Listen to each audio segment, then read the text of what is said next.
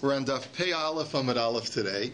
So it's not. It is understandable. It's just complicated. There's different levels of complexity in this DAF today. So the first thing we need to review is the question that had been asked initially at the bottom of yesterday's DAF, and that was a question that Rami Bar Chama had asked. We know that there's this concept of the tzitz being meratze. Now, what does it mean that tzitz is meratze? The forehead plate of the Kohen Gadol sort of alleviates or mitigates the tumah that is introduced into the Beis HaMikdash under certain circumstances. Even though you're not allowed to bring tumah into the Beis HaMikdash, but if a korban is brought with tumah, the tzitz mitigates the tumah and makes it as if it's not there, and therefore the korban is still kosher. We also saw that only works when the sacrificial object itself is tameh, but not when the person bringing the korban is tameh. The Mishnah had concluded, however, and said that when it comes to tumas tahom, when it comes to tumah that is in the depths, that's literally what it means, which we had ostensibly translated as a suffix tumah. When we're not sure whether this tumah there, it's unknown, the tumah is unknown to us. So then we had said at the last line of the Mishnah that the tzitz is meratze even when the person himself has this suffix tumas tahom kind of tumah that has been exposed to. Even though normally, if I know for sure that I'm tummy, the tzitz is not meratze, but when it's a tumas tahom kind of tumah, the tzitz is meratze. Rami Bar Chama's question was, is the tzitz meratze for the kohen doing the avoda, or is it only meratze when the bringer of the korban is tameh? That was the question that Rami Bar Chama was asking. The Gemara attempts to prove this point by bringing a brisa. And this brisa, you need to remember both Rami Bar Chama's question, and you need to also remember the brisa that the Gemara is trying to bring as a proof. The brisa says, Lo amru tumas hatahom elo lameis bilvad, that the law of tumas tahom, of the tzitz being meratze for tumas tahom, is only said for tumas meis, for the tumah of a corpse. But some other form of tumah, where there's a similar kind of suffix involved, the tzitz will not be meratze for. So the Gemara says, I can prove from this brisa that it even helps to be meratze for the kohen who's tameh. How do you prove this? Because we can't be talking, because what does it mean? It's to the exclusion of what? The Gemara assumed it was to the exclusion of tumah sheretz, that if a person is exposed to a sheretz, the tzitz in a suffix kind of fashion, the tzitz will not be meratze for that person. So the Gemara says it's impossible to say that the brisa is talking about the owner of the korban, because the owner of the korban is allowed to bring a korban even when we know that he's for sure been exposed to a sheretz. So that you can't tell me that the tzitz is not meratze for that. You don't even need a tzitz for a case like that. We must therefore be talking about a kohen, and therefore this proves that the tzitz is meratze even when the kohen is tameh, not just when the owner of the korban is tameh. But that's the point of the brisa, that it's only meratze for tumas meis of tumas tahom, but it's not meratze for tumas sheretz, that's tumas tahom. That was the argument of the Gemara. Then the Gemara rejects that. This is all from yesterday's DAF. The Gemara rejected that and it said, no, maybe the statement of the brisa that tzitz is only meratze for tumas meis is not to the exclusion of tumas sheretz, but it's rather to the exclusion of tumas ziva, which means that if a woman has a suffix kind of situation where she's not sure whether or not she's a zava, maybe in that situation we're talking about the tumah of the ba'alim, of the bringer himself or herself, and not about the kohen at all. And we could be talking about to the exclusion of tumas zava, not about tumas sheretz. Okay, so therefore you can't prove from this brisa that the tzitz is meratze for the kohen. It could be just telling me that tzitz is meratze for the bringer. Okay, so the Gemara then says, well, according to the way you're interpreting the brisa, you're suggesting that when a woman has a suffix tumas ziva, then the tzitz is not meratze for her. But I will show you a brisa which says explicitly that the tzitz seems to work for her, because the brisa had said, and this is what we had seen yesterday at the beginning of Pei Aleph Amud Aleph, that it says that if a woman has a discharge on day 1, and then the morning of day 2 comes, and she's not seeing any discharge, she goes to the mikvah, and she assigns someone to bring her korban pesach for her. They shech the korban pesach, they sprinkle the blood, and then she has a discharge in the afternoon after the Korban Pesach has already been brought. So the halacha is that she's not allowed to eat the Korban Pesach because she's now had a new discharge. However, she doesn't have to re-bring the Korban Pesach. The Korban Pesach is kosher. The Gemara's assumption was that when a woman has a discharge on day 2, this is a continuation of her flow on day 1, and therefore really she was in a state of like safek tumah, or what we would call tumas tahom of zava, all along. And yet it seems like the tzitz is maratza for her. Answers the Gemara, no. So the Gemara says, no, that's not the case. The Gemara says that in reality, her tumah completely disappeared on day 2. On day 2, the tumah was completely gone, and it resurfaces when she has the later discharge. In other words, during that interim period of the day 2 before she's had that discharge, she is considered to be tohar. And that's why she's allowed to bring the Korban Pesach, not because the tzitz was maratza for her tumah ziva, but rather because the discharge that she has later in the day on day 2 is considered to be a completely new type of tumah, which is not conjoinable to her tumah on day 1. What's the name of the nifter that we should learn in? Rivke bas Menachem Mendel. Rivke bas Menachem Mendel. Neshama should have an aliyah. That's what we're learning in honor of today. Okay? And so the Gemara says that's where we are. And then we're now on line 4 on DAF Pei Aleph Amud Aleph. So the Gemara's question now is, so this is of course very complex up until now. I hope that you've been able to follow this whole line of reasoning, but it is quite complex. A number of different steps to get us to this point. But basically we're arguing that you can't prove from here that the tzitz is maratza for tumah ziva. The tzitz is not maratza. The reason why the Korban Pesach is kosher is because on day 2, before she has her second discharge, she's considered to be tohar. Not that she's considered to be in the state of tumas tahom, kind of unknown kind of tumah. Frek the Gemara v'hatanya Rabbi Yossi Omer zav bal shtei re'iyos sheshachtu v'zarko lav bashvi shelo v'achar kach ra'a. The Gemara questions that. How can you say that according to Rabbi Yossi, the discharge that she has later in the day on day 2 is not conjoinable back to the discharge that she had on day 1? I'll prove to you that that's not the case. Because Rabbi Yossi talks about both a zav and a zav, and it's important to remember that a zav is a man who has a gonorrheal, an abnormal kind of discharge.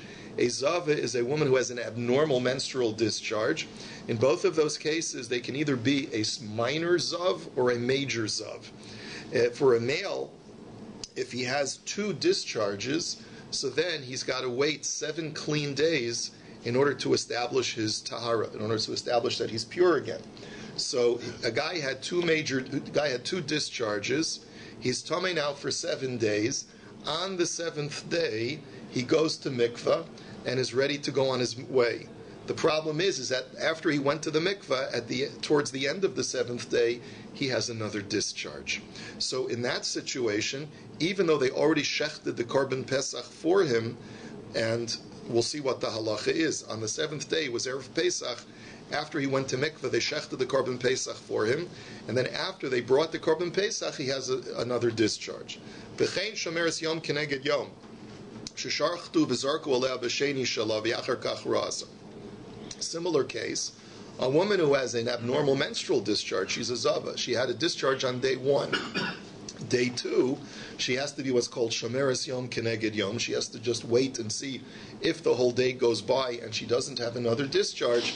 So then by the end of the day she's tar, as long as she goes to the mikvah at some point in that day. She goes to the mikvah on day 2, and everything's great, no discharge. They shech the Korban Pesach for her. Towards the end of the day, in the afternoon, she sees a discharge. She has a discharge. So in both of those situations, Haray elo mitamin mishkov u'moshev l'mafreya u'pitur milasos Pesach sheni. So first of all, the Korban Pesach is still kosher, even though they can't eat it, but it's still kosher. But at the same time, anything that they came in contact with is tameh. Now, what does that tell you? It tells you that even after they went to the mikvah, they were holding in abeyance. There was sort of like this unknown status that they had, which is, am I tohor or am I tameh? It all depends upon whether I have waited out until the end of the day and have no discharge. So basically what you see is that the discharge that the male has on day 7, or the discharge that the female has on day 2 is considered to be conjoinable back to the discharge that they had previously. Because if not, then how could you say that retroactively anything that they came in contact with during this waiting period is tameh? It must be that it goes back and you say that the discharge that they have later in today is connected to the previous discharges that they had before. And so therefore, the only way that the Korban Pesach is kosher during that period of waiting must be because the tzitz is meratza for that safek tumah, for that tumas tahom.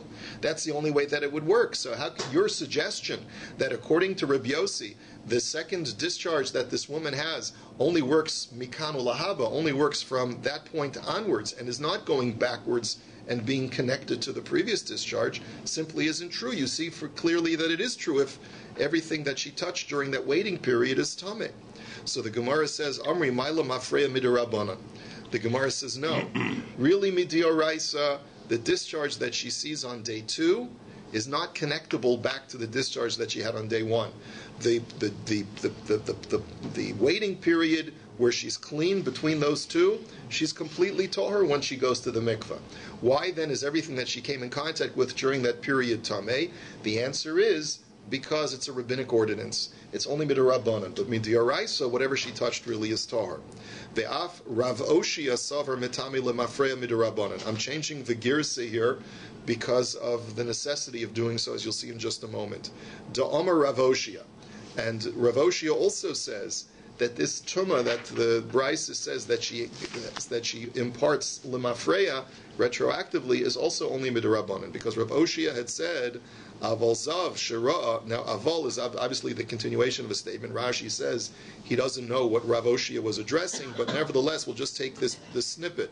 Zav shira'a bashvi'i shalo soser es shalafanav. That if a zav, a man who had had 2 discharges, is waiting his 7 clean days. On clean day 7, he went to the mikveh, and then later on in the day he has a discharge. Soser eshelafanav.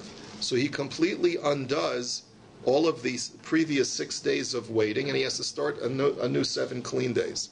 Va'amarle Rabbi Yochanan lo yistar elayomo mimonavshach. Elayomo, period. Rabbi Yochanan says, I don't understand. He should only have to undo or ruin his day 7. He shouldn't have to ruin the previous 6 days as well. So the Gemara now, just as an interlude, interjects and says, I don't understand Rabbi Yochanan. Mimonavshach, ikasarva lemafreyahu metame, afilu kulhu nistar, ikasarva mikano lahabuhu metame, yominami lo nistar. The Gemara says, I don't understand Rabbi Yochanan. Mimonavshach, no matter how you look at it, if you hold that the discharge that he has at the end of day 7 is considered to be connectable back to the original discharge that he had before he started his 7 clean days, his Shiva Nikiyim, so then he should have to start all over again, the Shiva Nikiyim.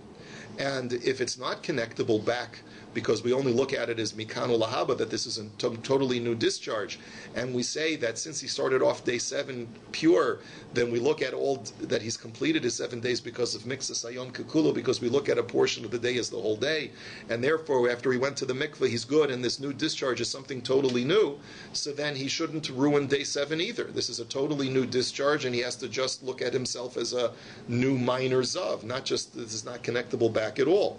So the Gemara says, Ela ema lo yistar v'lo yoma, but rather what Rabbi Yochanan was arguing is that if a guy has a discharge on day 7 at the end of the day, what Rabbi Yochanan was arguing is he shouldn't have to start all over again. This new discharge is considered to be something totally new that's not connectable back to the discharge that he had before he started his Shiva Nikiyim, and therefore Rabbi Yochanan's argument is he was fully Yotzei his Shiva Nikiyim, he's no longer a Zav, and the new discharge that he has, he's starting something new, which would make him only a minor Zav and not a major Zav. V'amarle Rabbi Yossi koi kavasach, and Rav Oshia said back to him, you know something, Rabbi Yossi goes like you. And the fact that Rav Oshia was willing to acknowledge that Rabbi Yossi holds that way means that he agrees that Rabbi Yossi holds that the discharge that either a Zav or a Zava have on one of their clean days is not connectable back to the past. And therefore you have to perforce say that when the Brisa says that anything that they touch during that waiting period is tameh, is only midirabanan, because midiraisa, they're actually tahor during that period. And so once again, the Gemara is arguing that it's not because the tzitz is miratza that the Korban Pesach is kosher, but rather because they're actually tahor once they go to the mikvah on that waiting day period. Frek the Gemara, V'ha Rabbi Yossi Omer Mitamin Mishka V'moshev L'mafreya. Rabbi Yossi was the one who said that they retroactively are Mitame. So L'lav Shmamino, Mitami L'mafreya Midrabanan Shmamino. So you see very clearly that it's only rabbinic. Ula Rabbi Yossi Hashad Omer Mikan L'Abahu Mitami L'meis Bilvad L'mu'utei Mai. So now the Gemara says, okay, fine. You've now demonstrated to me, the Gemara says, that when we talk about this woman who's a Zava, and we say that it's not because the tzitz is miratza, that her korban pesach is kosher, but rather because her discharge that she has later in the day does not connect at all to what her status was earlier in the day when she brought her korban pesach. The question now, let's go back to our brisa. The brisa had said that the only time that the tzitz is miratza for tumas tahom is when it's tumas meis. But another kind of tum it's not miratza for. So we've just established that it's not miratza. It's not coming to the exclusion of tumas zava, because there is no kind of tumas tahom for the zava, because her status during that waiting period is not called tumas tahom. It's not this suffix tuma. She's in a status of tahara. So the question now is, what is the brisa coming to exclude? It's not coming to exclude the case of zava. It must be coming to exclude sheretz. Nifshot mina de bekohen v'hutralo tumasat tahom. So let's go back to our original position, where we wanted to try to prove from this brisa that the fact that the brisa is coming to exclude another kind of tumah, the only other kind of tumah that it could be coming to exclude is tumas sheretz. If it's coming to exclude that the tzitz is not meratza for tumas tahom of tumas sheretz, the only person that it would need to be meratza for would be the kohen, not for the bringer of the korban, because the bringer of the korban is allowed to bring a korban when he has tumas sheretz. So you wouldn't need the tzitz for that person. So let's prove once again. Let's go back to our original position. Maybe we can prove now Rami Bar Chama's question, which was, is the tzitz meratza for tumas tahom of the kohen or only for the bringer of the korban? So the Gemara says you should be able to prove it now. So the Gemara says no. Amri la'olam b'ba'olam uva pesach u'kesaver ein shochten v'zarkan al temei sheretz v'tzrich l'me'utei. So the Gemara now says no. Because remember, we saw yesterday that there are actually two opinions as far as whether a person who owns the korban pesach and has tumas sheretz, whether he's allowed to bring the korban pesach or not. We had said that there's an opinion that says that of course he's allowed to. But there's another opinion that says that if I, the owner of the lamb, have tumas sheretz, then I'm not allowed to bring the korban pesach. And therefore, maybe the brisa goes according to that opinion, who says that the owner of the korban who has tumas sheretz is not allowed to bring the korban pesach, and comes along the brisa to tell me that don't think that if he has tumas tahom of sheretz, meaning he has an unknown exposure to sheretz, that the tzitz will be maratza for him. Kamash Molan, no, the tzitz is only maratza for tumas meis of tumas tahom, but it's not maratza for tumas sheretz of tumas tahom. And maybe that's the way to read the brisa, and therefore you cannot prove from this brisa that the tzitz is maratza for a kohen's tumah. Maybe it's only maratza for the owner's tumah. So Elul Rabbi Yossi Zava Gemura Hechish Mishkachasla. Then the Gemara asks another basic question, which is, let's go back to the brisa of Rabbi Yossi who talks about the Zava. You've just told me that when a woman has a discharge on day one, and then she stops having her flow, and then she goes to the mikvah on day two, and then later in the day has a second discharge, you told me that the two are not connectable to each other, and that during that interim period when she went to the mikvah, she's completely tohar midioraisa. So my question to you is, Heichi mishkachasla, how do you ever find a situation where, as the Torah says, that if she has 3 discharges, she becomes a zava gemura, she becomes a major zava, in which case she has to go through 7 clean days, she has to bring a korban, etc. Where do you ever find such a scenario? If, according to Rabbi Yossi, the discharge on day 2 is not conjoinable back to the discharge on day 1, then how do you ever establish a pattern of 3 discharges that are connected to each other? The Gemara answers b'shofa'as. One answer could be is that she has a menstrual flow that continues constantly, incessantly, for all 3 days. Bob, did you hear that one? She has an incessant menstrual flow for all 3 days. Serious and anemic woman is what we're... What? Can be. Yeah, I mean, she probably would be in critical condition after 3 days of constant menstrual flow. But it is possible. That's one way to establish, according to Rabbi Yossi, a Zava Gedola, a complete Zava, because ultimately then there's no interruption between discharge 1 and discharge 2. Another answer, says the Gemara, Kigon Shirasa Kol Shnei Ben Hashmashos. where let's say she does have an interruption of flow, but each flow happens during the twilight period between day 1 and day 2 and between day 2 and day 3. So she has a discharge on day 1, and then she has another discharge as the sun is setting, going from day 1 to day 2. Then she stops seeing, and then she has another discharge as the sun is setting from day 2 to day 3. There, she's established a continual pattern without any period during day 2 or day 3 where she's been clean. And as a result, that would be another scenario where we could establish her as a Zava Gedola and conjoin all 3 discharges together. Okay. Boy Rav Yosef now asks another question. Kohen hamaratza b'tamid hutrolo tumas hatahom olo. So now we're going to work under the premise of Rami Bar Chama's question. Rami Bar Chama's question is that sits miratza for a tumas tahom of a kohen, for the kohen who was exposed to tumas tahom of a corpse, right? He had asked that question. Let's assume that the answer is yes, that sits is miratza for him when he brings the korban pesach, okay? The next question, therefore, is based on that premise, what about a kohen who's bringing the korban tamid, the daily public sacrifice of the korban tamid, and he's been exposed to tumas tahom? Will he be allowed to bring the korban tamid? Will his korban tamid be kosher?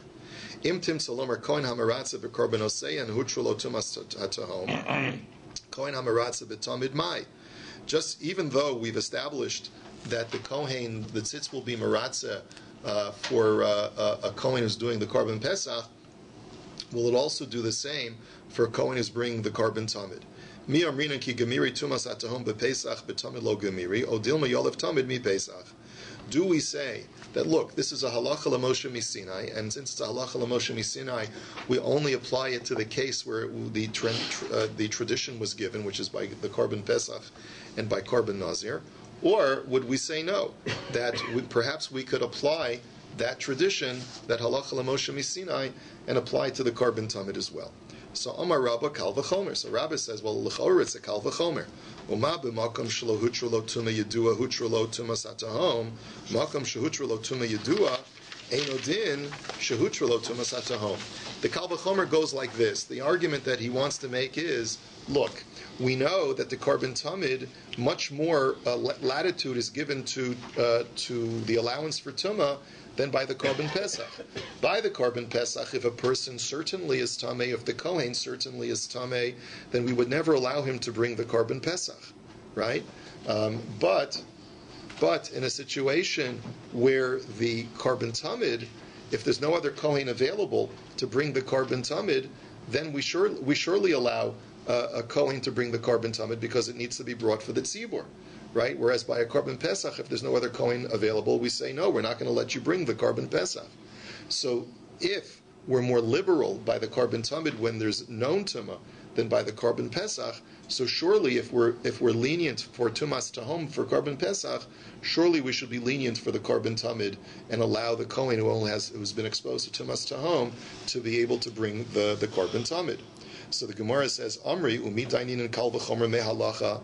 Since when are we permitted to make a kal v'chomer and attach that to a halacha l'Moshe miSinai? When does logic play a role in deriving halacha from a Mosaic tradition?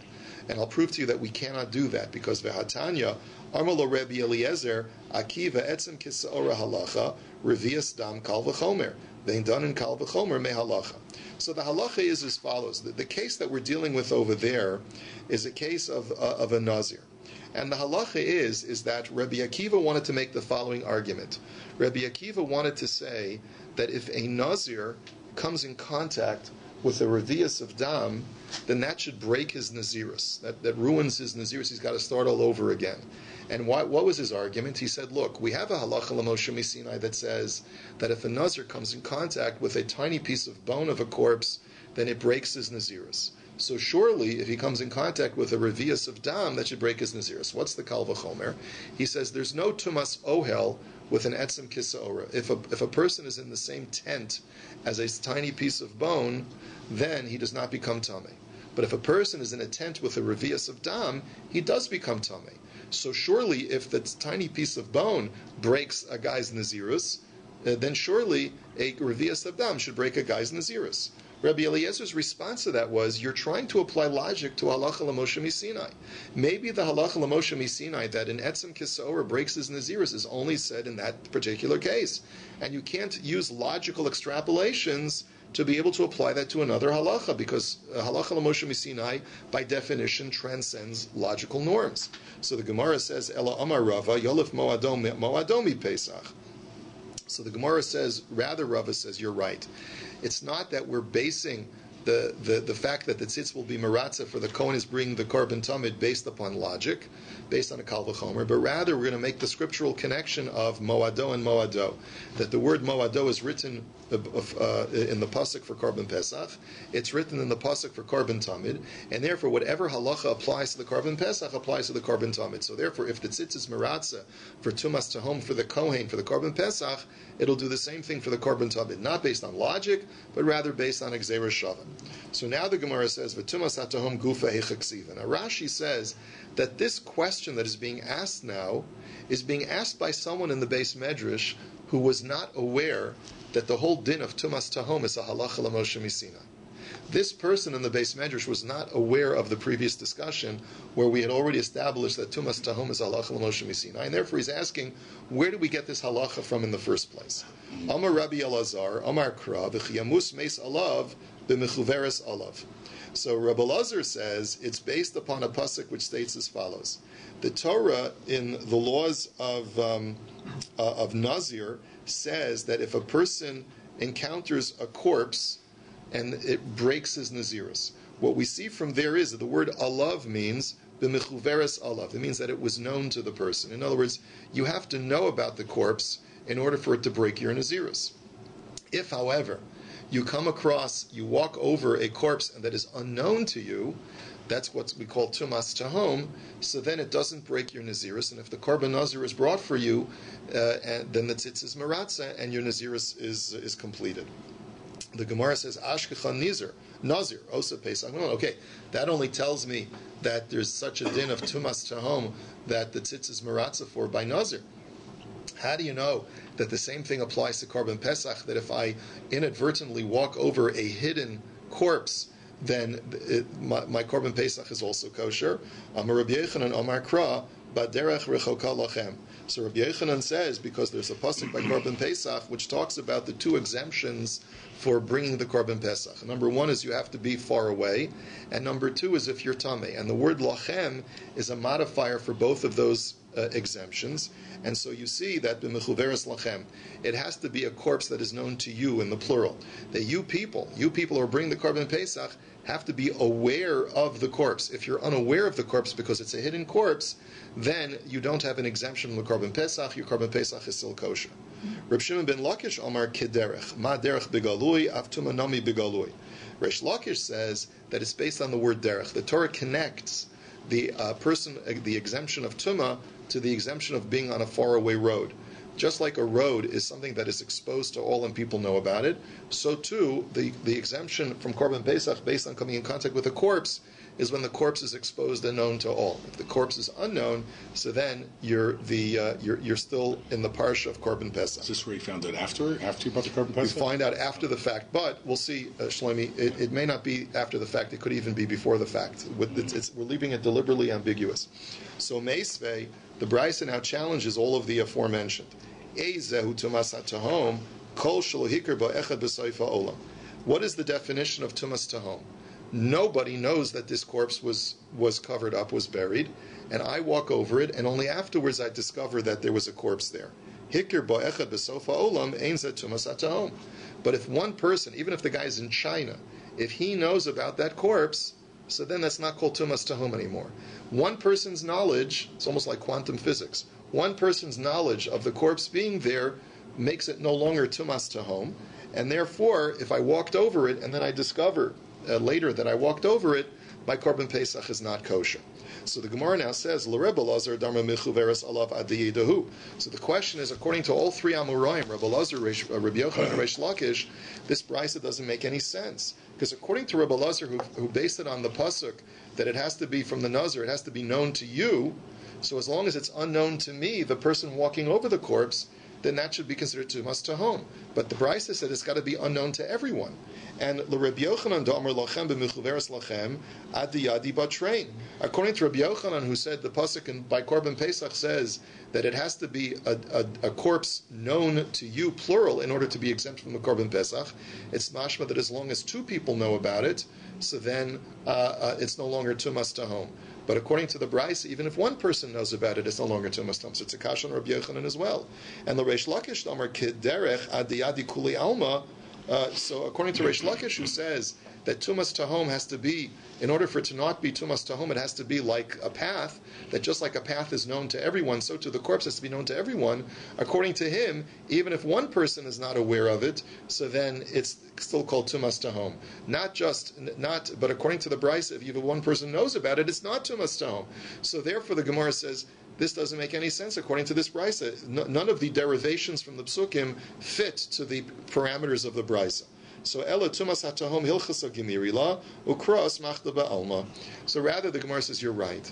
Really, you, the person asking the question, who didn't know what the basis for this halacha of tumas tahom, really the answer is it's a halacha l'Moshe Misinai. And these psukim are only used as an asmachta to rely upon to help support the halacha l'Moshe Misinai, but are not these source texts themselves. And therefore, really, the halacha l'Moshe Misinai is no one can know about the corpse, not even one person in the world. And only then does it qualify as tumas tahom. Amar Mar Baravashi, Lo Shanu Ela Shanoda Lo La'achar Zrika. Dichi Izdarik Dam Shaper Izdarik. Abel Noda Lo Lifnei Zrika Lo Miratze. This goes back to Shlomi's question. When we say that the tzitz is miratze for tumas tahom, at what point do we discover that I walked over a corpse? So we deliberately left that vague. But according to Mar Baravashi, it's only if I discovered that I walked over a corpse after the blood of the Korban Pesach has already been sprinkled. If at that point I discover that I walked over a corpse, since it was tumas tahom, since it was a completely unknown corpse, the Korban Pesach is still kosher. But if I discover before the Kohen sprinkles the blood of my Korban Pesach that I walked over a corpse, the Korban Pesach is no longer kosher. Meis, so let's challenge that. Hamotze meis mushkav l'rachvel shel derech. The Brisa seems to say not that way. The Brisa talks about a case where I'm walking down a road, and later on I discover that in the road, along the entire width of the pathway, there was a corpse underneath the path. So l'truma tameh. So as far as my ability to eat truma at this point, I certainly cannot because I'm considered tameh. But l'nazir v'osa pesach tohar. But as far as my being able to bring my korban nazir or my korban pesach, I'm allowed to. I'm still allowed to bring the korban pesach. And the Gemara says v'chol tami v'tor lahabahu. And the language of tor and tummy implies that even though I haven't yet completed the process of bringing the korban, I'm still allowed to complete it. So you surely see that it seems like even though I know before the fact, I'm still allowed to continue the process. So the Gemara says you're right. If anything was stated by Mar Baravashi, it was said as follows: Amar Mar Baravashi lo tema nodalo la'achar zrika hu demaratza aval nodalo lifnei zrika lo meratza ela afilo nodalo lifnei zrika meratza. But rather, says Mar Baravashi, don't think that the tzitz is meratza for tumas tahom only if I discover that I walked over the corpse after the zrika, but in reality, no. Even if I discover that I walked over a corpse before the Kohen did the zrika, the Korban Pesach and the Korban Nazir are still going to be kosher. Now, as to whether I'm allowed to lechatchila bring the Korban Pesach before the fact, in other words, can I now, if I've discovered I've walked over a corpse and I'm bringing my lamb to the base of English, it's mashma from the Gemara that no, it's only, you shouldn't bring it. It's only if I've already started bringing it after Shechita and I haven't yet done the Zrika. That's what it's mash from the Gemara, but I'm not 100% sure. Gufa. Let's go back. So let's go back to that Mishnah, or the Brisa. The Brisa says that if I find that I've walked over a corpse who was strewn along the width of a pathway, so I'm not allowed to eat Truma, but my Korban Pesach and my Korban Nazir are still kosher. But then the Brisa qualifies it. When is that true? When there's no place for me to pass over. In other words, when the corpse was covering the entire width of the path. But let's say the corpse is only covering a portion of the path. So then, then I would say, well, I'm allowed to assume that I walked over the part of the path where there was no corpse, and therefore I'm even allowed to eat truma. I believe that it's based upon the halacha of safek tuma b'rishus harabim is tohar, because it's only a safek tuma, only a safek whether I was exposed to tuma, and therefore we can assume that it's tohar because it's a rishus harabim. I'm assuming it's that. I'm not 100% sure. Bamed vor mamurim shemitzah shalim.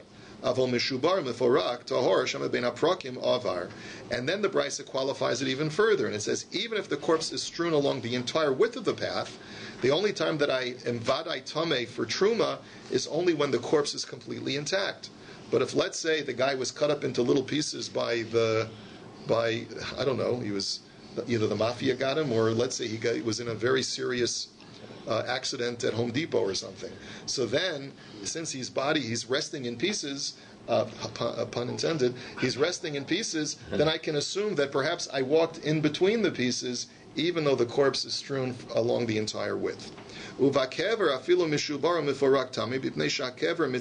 that's only true when it's on the road. But if, let's say, the body is thrown into an already established grave, so then even if the body is in pieces, the grave is considered to be the conjoiner of all of its contents, and therefore I'm going to be vadai tameh for truma. Bamed var mamurim b'mahalech beraglav avol tona rachav tameh lefi shemahalech beraglav efshe shlo yiga v'lo ye'ahal avol tona rachav efshe shlo yiga v'lo ye'ahal. And furthermore, even if the guy is resting in pieces, the only time that I'm allowed to assume that I'm tahar is only if I'm walking with my feet. But if I'm being carried, let's say, on a wagon or on a horse, so then because the object that I'm riding on is very wide, I have to assume that the tumah was transported through that wider object that comes to me now. And when do we say that I'm kosher as far as the korban pesach? I'm still tarv as far as the korban pesach? Only when the tumah was completely unknown. But if the tumah was known, so then even for the korban pesach and the korban nazir, I'm considered to be tameh. And what is the definition of tumas tahom? This goes back to our quote from earlier in the Gemara.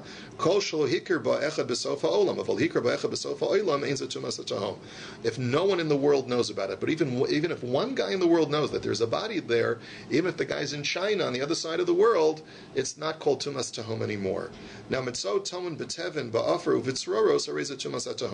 if you find the corpse underneath straw, earth, or pebbles, you can assume that that's an unknown corpse. Why? Because he could have died of natural causes, and the wind or some kind of avalanche or something else covered over his body, and no one ever knew about it. However, but if the body is found in water, or it's found in a very dark cave, or it's found in the cleft of a rock, let's say on a mountain, then you have to assume that someone may have seen it at some point, and therefore it's no longer called tumas tahom. And finally, like the Brisa was quoted before saying, that the only time the tzitzis meratza for tumas tahom is only for tumas meis, but not for, let's say, tumas sheretz, like we had said before. We'll just do the Mishnah quickly and then we'll be done. Nitma sholem orubo sorfen oso lifnei habira me'atze hama'aracha. If the entire carcass of the korban pesach is exposed to tumah, so you can't obviously take it home and eat it now. So what do you do with it?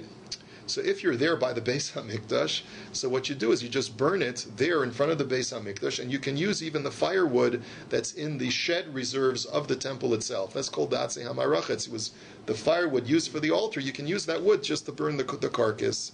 And nitma miuto behanorsar sarfinoso bechatzrosein olagagosein me'atzei atzman. If, however, only a portion of the korban pesach becomes tummy. Let's say you had already begun to dismember the flesh of the korban pesach. You're at home already, or let's say you couldn't finish eating it. You were stuffed and you overestimated your appetite, and you couldn't finish it, and you have leftovers. Whatever's left over, you have to burn. But there you burn it in your own home or on your rooftop, and you have to use your own wood. Now, but Meiserly people would actually schlep back to the temple and burn it there, whatever was left over, so that they could use the firewood of the temple, so they have to spend their own money to burn it themselves.